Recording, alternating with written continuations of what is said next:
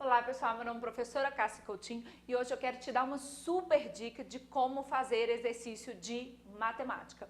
Então acho que algumas coisas são unânimes entre os alunos, né? Cassinha, como é que eu vou pensar nisso? Eu não consigo ter esse raciocínio, eu não sei o que eu faço na questão. O que eu identifico que é o principal, digamos, problema do aluno, gente? Muita pressa ao fazer as questões. Então o aluno ele mal quer ler o enunciado e partir para o ataque na resolução. Igual às vezes tem muito aluno que ele acha que uma única palavra vai determinar o exercício inteiro. Aí o aluno falou assim, Cassinha, eu vi lá o termo mínimo, eu já sei que é MMC. Eu vi o termo máximo, eu já sei que é MDC. Gente, não existe isso. Não tem como um único termo determinar toda a resolução de um exercício, principalmente se a gente está baseando em boas questões, tá? Então eu vejo o seguinte, principalmente essa pressa na resolução, essa tentativa de sempre enquadrar, né, todos os exercícios num único modelo. Então o aluno fala assim, Cassinha, mas sempre que eu fizer isso é assim? E a gente tem uma diversidade muito grande na forma de cobrar o mesmo assunto. Eu costumo brincar na matemática que não tem conteúdo fácil ou difícil, você tem questões fáceis ou questões difíceis. Então aquele aluno que ele gosta de padronizar demais, acaba que quando ele pega uma boa questão, quando o elaborador lá muda o jeito de falar, ele tem muita dificuldade. Então eu acho que tem tudo a ver assim, com um pouco antes, ter um pouco mais na preocupação no raciocínio do que na fase operacional. Perfeito? Então separei assim 4 dicas que eu acho que é infalível, é uma receitinha de bolo, são 4 passos assim que eu acho que o aluno tem que utilizar para ele poder resolver e ter assim uma certeza. E já adianto que o aluno vai falar assim, Cassinha, mas poxa, eu vou gastar mais tempo. Inicialmente você pode gastar um pouco mais de tempo, mas depois, gente, passa a ser o que? Automático. O que eu vou colocar para você, gente, basicamente é o que eu utilizo. Só que com o passar do tempo, com a destreza, a nossa velocidade em cada fase, a velocidade da ação, ela acaba sendo muito maior. Então, na realidade, essa que é a diferença, perfeito? Então, primeira coisa, gente, primeiro passo, vamos dizer assim, tá? É ler o enunciado e as alternativas, grifando os termos importantes. Ok? Então a gente já dá aquela primeira lida em todo o enunciado para você ter uma noção do que o cara está falando. Cassinha, mas por que eu vou ler as alternativas? Gente, na matemática, isso, o que eu vou te falar serve também para outras disciplinas, tá? Quando você lê as alternativas, você vai ter uma noção. Vou te dar um exemplo. Quando na matemática você tem lá uma fração, aí você já sabe que a sua conta não vai dar exata, né? Agora, se você tem um número inteiro, você sabe que as suas contas têm que dar resultados exatos. Deu para perceber? Então, se você achou lá uma dízima periódica, você vai falar, filho, tá fazendo uma coisa errada. Outra dica, às vezes quando você tem lá nas alternativas um raiz de 3, você fala, então peraí, se eu estou mexendo com radical, se é uma questão de geometria e eu tenho uma raiz de 3 no denominador, você já pode pensar em algo de trigonometria, porque é onde aparece essa raiz de 3 com mais frequência. Não estou dizendo, gente, que necessariamente seja, mas eu falo assim, se já você já tem uma questão de geometria, então você já sabe que triângulo retângulo cai muito. Você já sabe que relações métricas de um triângulo retângulo cai muito. E aí você ainda tem uma raiz de 3 ou raiz de 2 nas alternativas, você já virou ali um plano de ação, já é uma primeira tentativa. Então, ou seja, as alternativas, elas podem te nortear, inclusive, na sua resolução. Fechou? Bom, eu costumo, gente, colocar como algumas fases. Então, são 3 etapas, 3 fases. Para mim, essa primeira é o que eu chamo de fase da interpretação. Que a gente sabe que é uma das mais importantes, porque se eu não entender o que está sendo dito, mãozinha do tchau, né? Lembrando que aqui o português é fundamental na sua vida, né, gente? Bom, segunda fase, segundo passo, ler novamente o enunciado,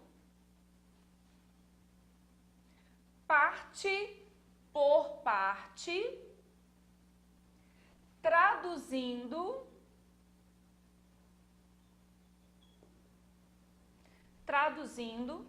para a linguagem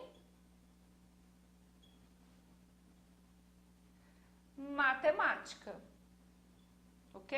Então, traduzindo para a linguagem matemática. O que é ler parte por parte, gente? É pedacinho por pedacinho mesmo. Qual que é um erro do aluno? Ele quer ler aquele texto lá gigantesco. Então, a gente tem provas que você tem texto assim desse tamanho. Se você pegar provas do Enem, então, Jesus, só de você olhar aquele tanto de texto lá, você fala meio metro, né? Meia página, às vezes, uma questão. E aí, muita informação às vezes, gente. E aí, eu tenho que ler trecho por trecho e já traduzindo para a minha linguagem matemática. Esta fase aqui, eu chamo de fase da codificação. Tá? Que é exatamente a gente passar para a parte da linguagem matemática.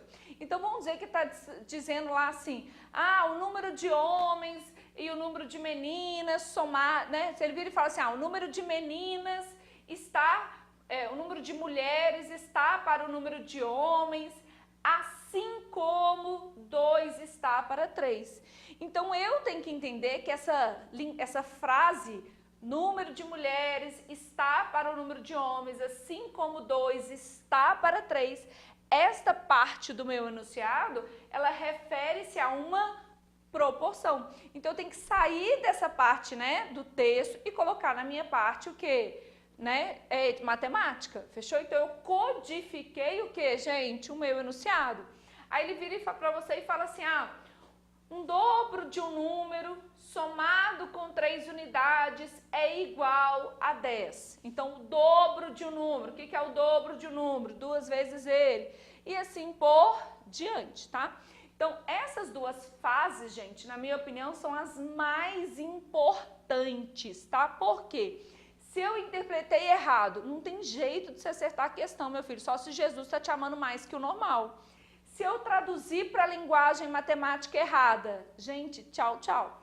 Nessa que eu brinquei de proporção, o certo é escrever assim. Eu não sei porquê, tem muito aluno que adora, de vez uma igualdade, colocar uma soma. Gente, não tem como ser feliz. Já foi para a vala. Se eu peço o dobro de x e você coloca, de repente, um x mais 2...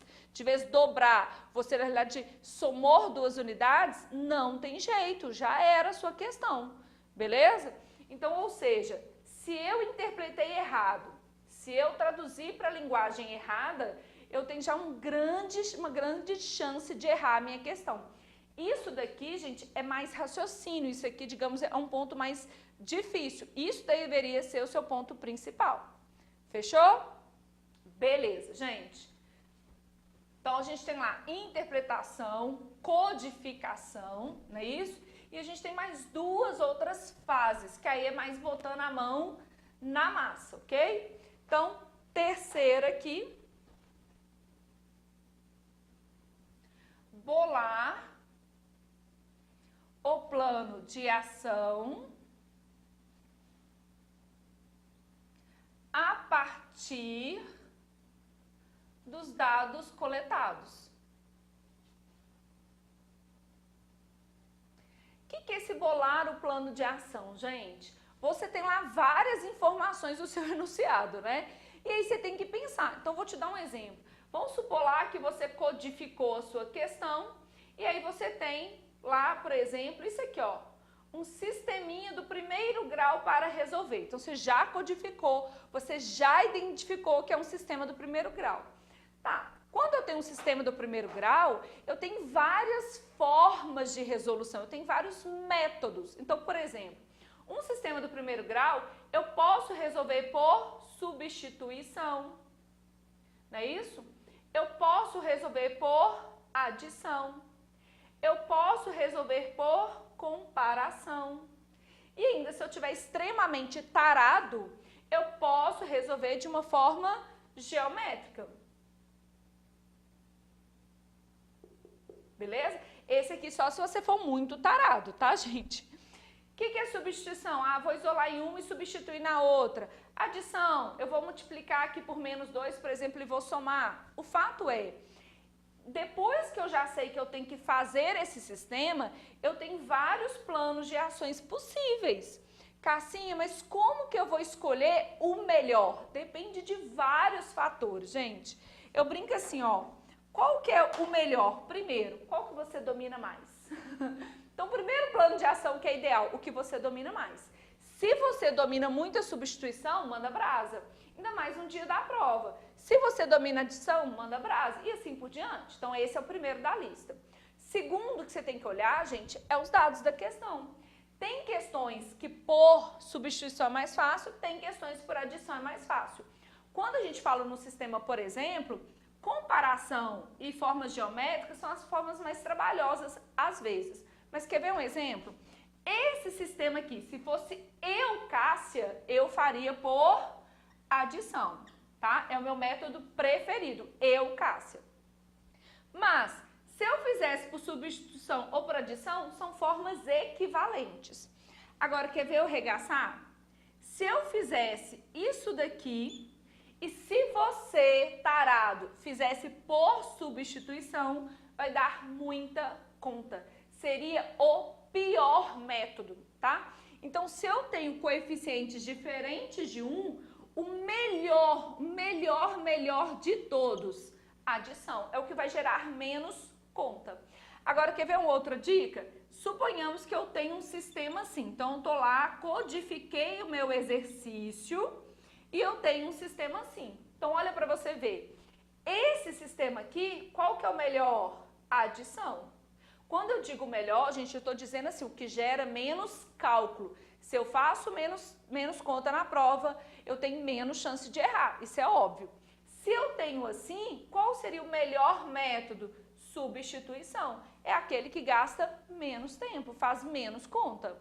Então, você tem que pensar no plano de ação, que está baseado, digamos assim, na sua destreza, perfeito? Então, está baseado na sua destreza, e está baseado também nos dados que a questão fornece. O que eu falo assim, o certo não é o aluno vir com esse sempre. Aí eu sempre vou fazer por substituição. Não, filho. O ideal é você analisar caso a caso qual é a melhor estratégia diante daqueles dados. Perfeito?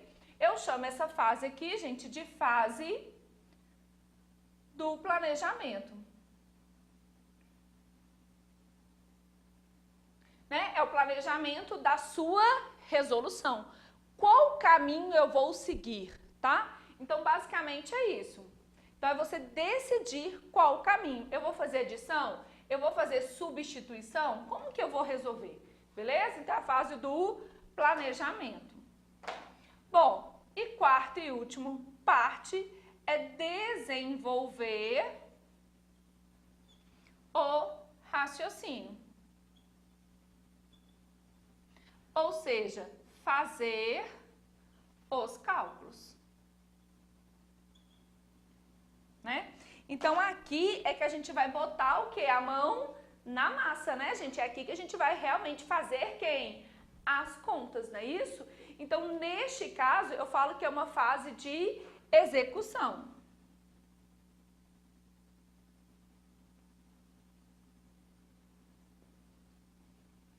Bom, deu para entender que você tem que, no mínimo, passar por 4 fases. O que o aluno, digamos, burla, né, gente? O que ele burla? É porque, na realidade, ele quer ler o enunciado e já fazer o quê? Não tem jeito, gente. Então, quando eu falo desenvolver o raciocínio, é fazer conta. Gente, essa é a parte, digamos assim, operacional, tá? Então, vamos dizer assim, se o aluno, ele desenvolveu o 1 e o 2 muito bem, ele realmente gastou um minutinho para pensar no 3, para ele não fazer um monte de conta à toa na prova, essa parte, ela tende a ser a mais fácil. Tende, aqui ó, entre aspas, tá? Mas por que eu falo que ela tende? Porque ela é operacional, tem que saber somar, multiplicar, dividir. Então, a parte da matemática, a gente quer repetição. Ou seja, ela envolve menos raciocínio e mais o que? Braço. Deu para entender isso? Sim, sim, sim? Então, gente, ó, pra gente finalizar aqui, tá? Então, você vai pensar, toda vez que a partir de hoje vão tentar esse desafio, tá? Eu vou fazer, no próximo vídeo aqui, eu vou te dar um exemplo concreto, seguindo todas essas fases, tá? Para vocês verem na prática como seria. Então, basicamente eu tenho lá um exercício, né? Então, eu tenho lá uma questão e etc e tal. Então, a gente já sabe que nós vamos seguir essas 3 fases aí, beleza? Então, primeira delas é a parte da interpretação.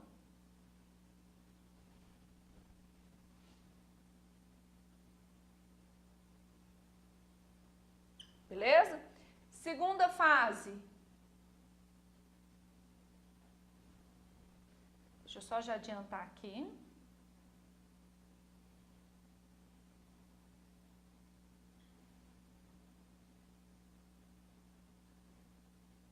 Então, segunda fase é a fase da codificação. É a hora que a gente vai passar para a linguagem matemática. Terceira fase é a fase do planejamento da resolução.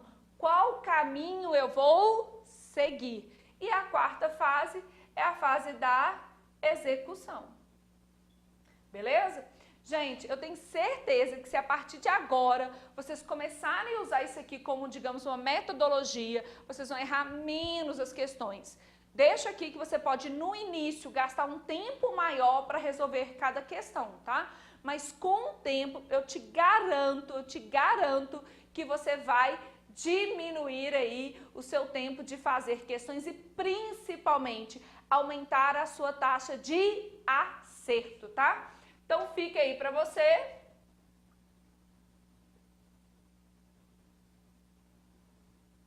Dica da Cassinha. Gente, se você gostou, se você achou que foi relevante essa super dica, deixa seu like aqui, deixa seu comentário, o que você fez depois que você praticar. Deixa seu comentário aqui, porque é muito importante, tá? Para que a gente faça essas dicas mais relevantes. Eu sei que vocês têm, né, em geral, as pessoas têm muita dificuldade em matemática e eu tô aqui para ajudá-los a gente sanar isso e parar de ter esse trauma aí dentro da matemática, ok? Então, por favor, se inscreva aqui rapidinho, bem rapidinho aqui no nosso canal do YouTube, nas nossas redes sociais também, porque todas as vezes que a gente colocar uma dica, um vídeo, uma resolução de questões, uma aula, você já, né, pega ali, já recebe essa notificação e nós vamos juntinho ali gabaritar essa parte de matemática, porque, gente, não dá não, né? A gente quer crescer, então precisa. Então, anota aí a minha dica e na sequência aqui, no próximo vídeo, semana que vem, eu vou te dar uma questão específica e vou seguir todas essas fases para você ver na prática como que a gente pode fazer, beleza? Fiquem com Deus, sucesso!